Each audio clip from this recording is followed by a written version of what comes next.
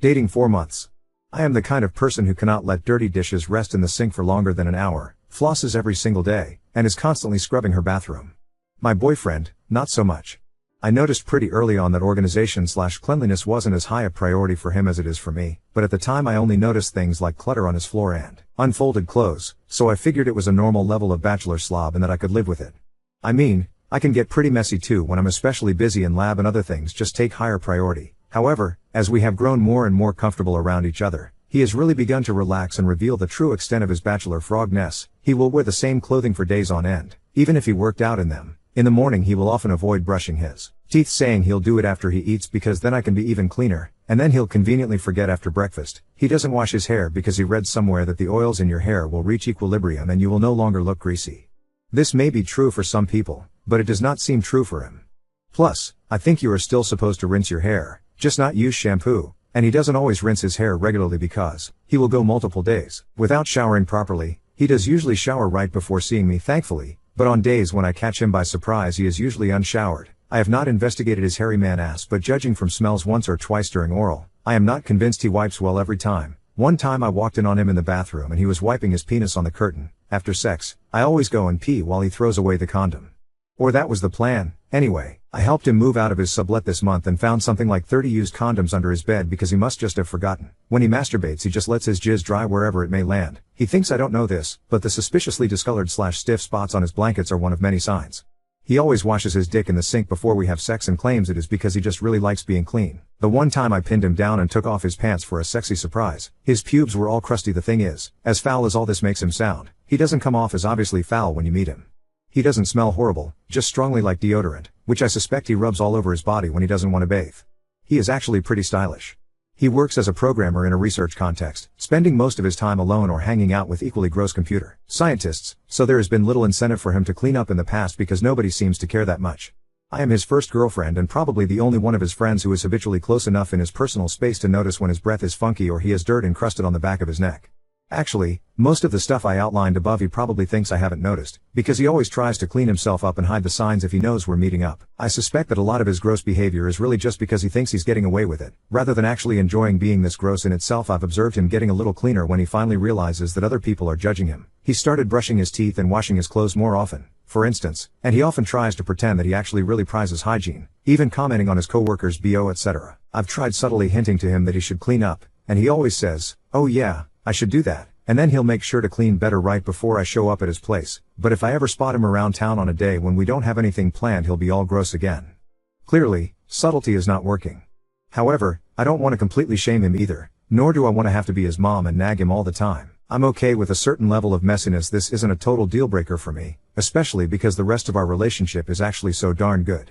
I can even live with the general messiness of his home/personal space were we to move in together. It's just his personal hygiene that really bothers me. I know that I can't really change him fundamentally, but can I at least get him to wipe his ass better? Update 1. Previously, on last month's episode of Why Is This Shit My Life, I felt a lot better after reading all of your comments. I was feeling guilty about judging him for his hygiene habits, because I know that different people have different attitudes towards cleanliness and I am definitely on the obsessive end of the spectrum.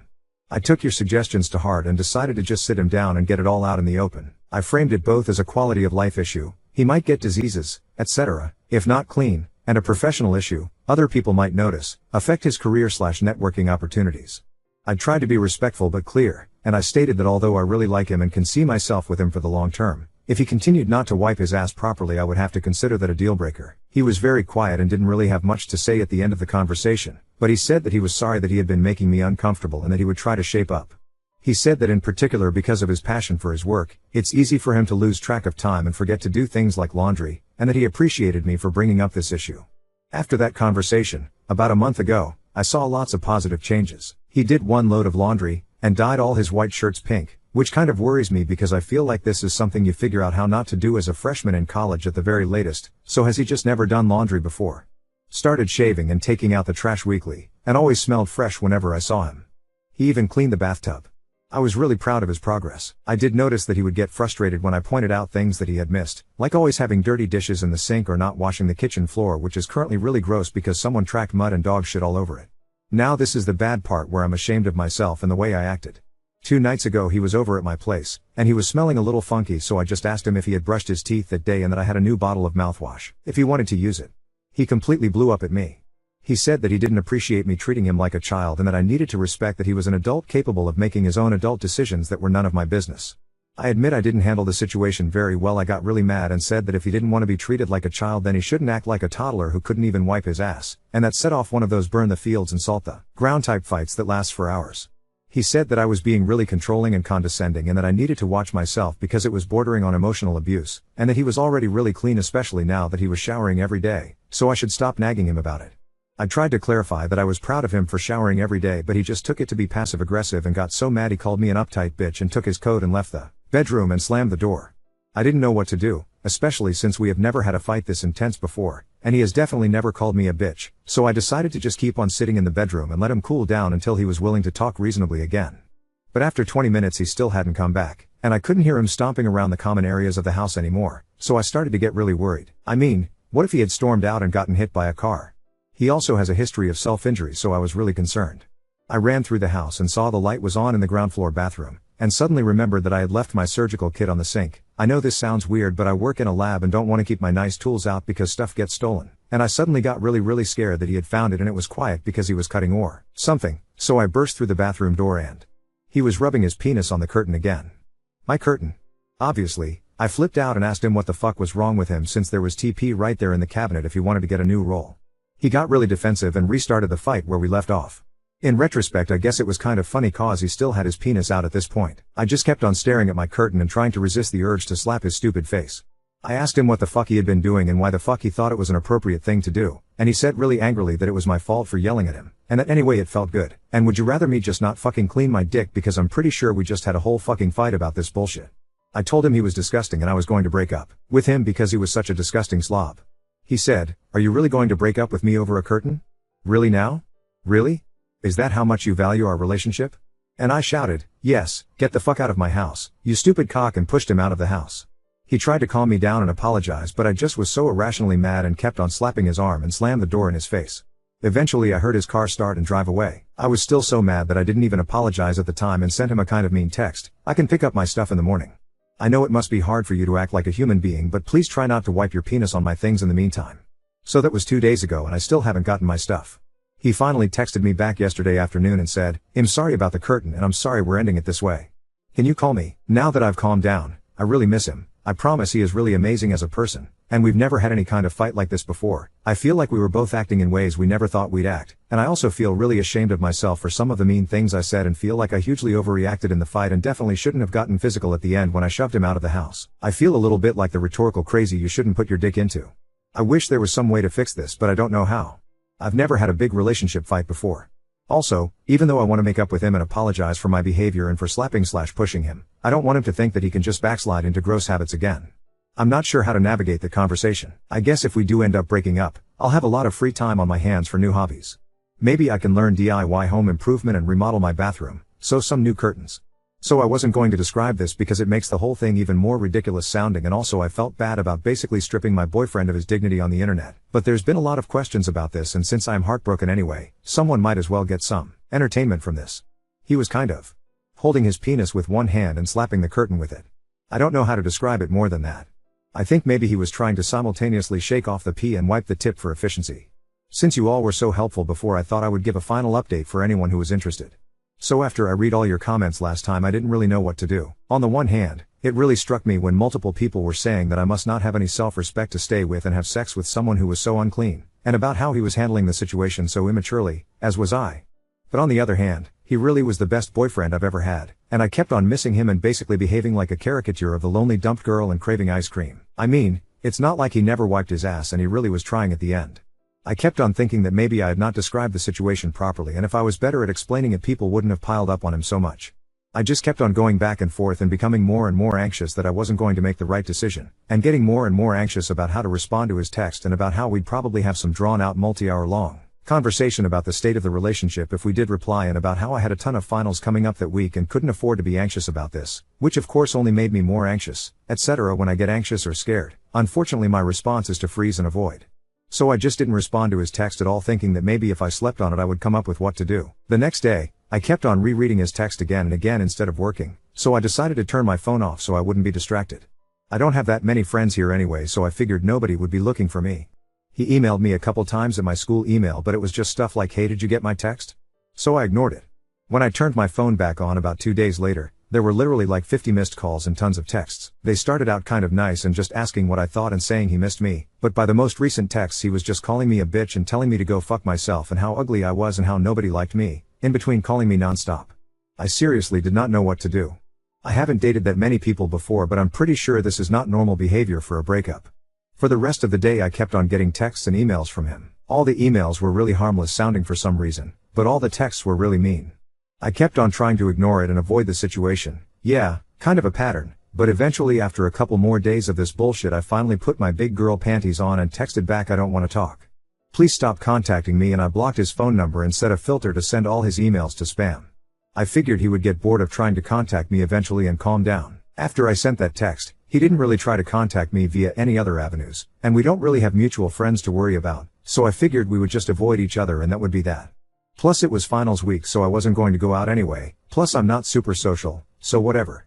After my last exam, I decided to celebrate by going out to get beers with my housemates who are pretty nice even if we don't hang out a lot. At the bar I saw Matt. He tried to make eye contact but I just avoided him and had a good time with my housemates for the rest of the night. When we got back home, he was sitting on my front steps. He stood up when we got there and asked if we could talk. I didn't really want to, but I figured we were at my house and 2 of my housemates are pretty strong guys, so it's not like anything would happen. Plus I thought maybe it would be good for him to have closure, so I said fine, but only for 5 minutes and asked my housemates to wait for me inside. The first thing he asked me was why I didn't reply to his texts and that it hurt his feelings. Which I thought was kind of bullshit. So I told him that he hurt my feelings with his texts, that he was saying things that were really out of line, and that I was not interested in engaging further with him and I already asked him not to contact me again. Then he started apologizing and saying he didn't know they would hurt my feelings. He said that he was just texting random stuff to try and get a rise out of me because he was upset that I was ignoring him, and that he didn't mean any of the hurtful stuff and he was really sorry. That he had been acting out because he was so stressed with quals. That he missed me so much and was just thinking about me every night, and he understood if I didn't want to interact with him again after what he put me through, but could we please just try again? I let him talk for a couple minutes, and as I listened I just kept on getting madder and madder because it just sounded like such bullshit.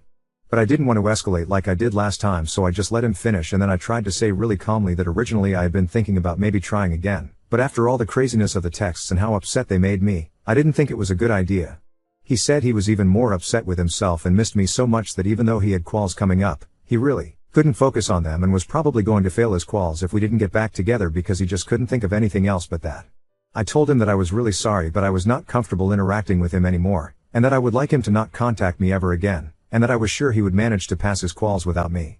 At this he started sputtering and getting really mad and called me a bitch etc. again, so I opened the front door quickly and luckily, one of my big housemates was waiting for me by the kitchen table and he stood up and told Matt, "You need to shut up and leave my house. Right now." So thank God, Matt just gave up and left. For the next week I started getting texts from a different number that were clearly Matt and emails from different email addresses. Mostly angry stuff about how he hoped I got what was coming to me. I just blocked everything. By the end of the week, the emails kind of petered out again. It was a huge sigh of relief. I managed to pass all my exams even through all this stress, which was another huge sigh of relief. And finally, I've been hanging out with my housemates more, especially the guy who made Matt leave. It's been really nice having new friends. They're really funny and awesome. After I told them about all the crazy stuff that happened and how totally disgusting Matt was, they went out and got me a breakup box with ice cream, chocolate, Clorox wipes, and a brand new shower curtain. Now on to second story. Faked my wedding to my foreign girlfriend, but now my real wife is threatening to reveal my secret and ruin everything. I organized a fake wedding and married my wife, and now my actual wife is threatening to expose me. I'm using a throwaway account since I can't risk anyone I know catching on, but I have to talk about this to someone. 7 years ago I met my now wife while completing my master's degree. She was a foreign student and we were in the same flat for student accommodation and we hit it off immediately. It wasn't long before we started dating, and then fast forward a year or two and she decided to stay in the country and we moved in together. I love this woman and things were going great, but she eventually started to bring up the topic of marriage. Her family is very traditional, and she insisted that if we were to continue being together then we have to get married. I was strongly against this, but I seriously cannot say no to this woman and I eventually agreed. Now here's the kicker. I'm technically still married to my ex-wife. We did not end things on good terms, so I left without getting a divorce, changed my number and contact info. I did not want to have any contact with my ex-wife, and since my wife is foreign she doesn't know the proper legal processes required to get married here, I told her that I would deal with the legal aspect while she organized the wedding. She did have some questions as to why she never had to sign anything or provide any form of ID but and said that it wasn't needed for where we live. We had a large wedding and it would have been absolutely magical, if it weren't for the fact that the whole time I was sweating bullets wondering if anyone would find out it was all a ruse. The only people who had any idea it wasn't a proper wedding were the staff, where I said that we were already legally married and were having a reception now that we had the money. We've been married for almost 3 years now and she still has absolutely no idea, and it seemed like I'd gotten away with the impossible. That was until last week, when my actual wife reached out to me. Apparently she found out through a mutual friend that I had remarried and got my contact info from them. She called me all sorts of names and said that she would make sure that my wife finds out about my lies. I begged her not to, and offered to get an actual divorce, but she told me that it was too late for that. I've been stressed out of my mind these past few days, and honestly don't know what to do. Telling my wife is absolutely off the table, as I know for a fact that she would leave me without hesitation. So, yeah. That's my situation. _notable comments, telling my wife is absolutely off the table, as I know for a fact that she would leave me without hesitation. I hope she, hang on, what was that thing you did? Oh yeah, leaves, without getting a divorce, change her, number and contact info. This is a tough one. Have you tried making good decisions? That usually works, lol, so what was the plan? You fool her for decades until you die and then she realizes it was all a ruse and she gets left with literally nothing because you're not married? Assuming immigration doesn't deport her ass first. That's called both criminal and civil fraud and it is also attempted bigamy. It's only a matter of time before you are up on criminal charges. And then your second wife and her family will also sue you for everything you have. Update 1. The last couple days have been a whirlwind, and I'm making this update to say that you all were right. My ex told my wife about the false marriage, and my life has completely collapsed. My now ex-wife completely blew a gasket and was furious with me. She accused me of keeping her as a mistress so I could have 2 wives, which I tried to tell her wasn't true but she wasn't having it. She stormed out of the house and is staying with a friend, and the closest thing to contact I've had with her is through this friend. She told our friends, my family and even my job about what happened and they are all taking her side and have shut me out completely. I got fired, and my dad called me up last night and told me that I am not welcome back home and not to contact my parents or my family. I genuinely don't know what to do now, as I will not be able to pay my rent especially without my wife helping out financially. A lot of you mentioned the issue of immigration, which I thought would not be a problem as she had a work visa. As it turns out, she had a work visa, but it expired a long time ago. She thought that she would be fine since we were married, but after she learned it was a sham she has been in a lot of hot water. Apparently, after she contacted the Home Office they said that if she did not get voluntarily deported she would be detained, and will get a minimum 2 or even 5-year ban from entering the country regardless.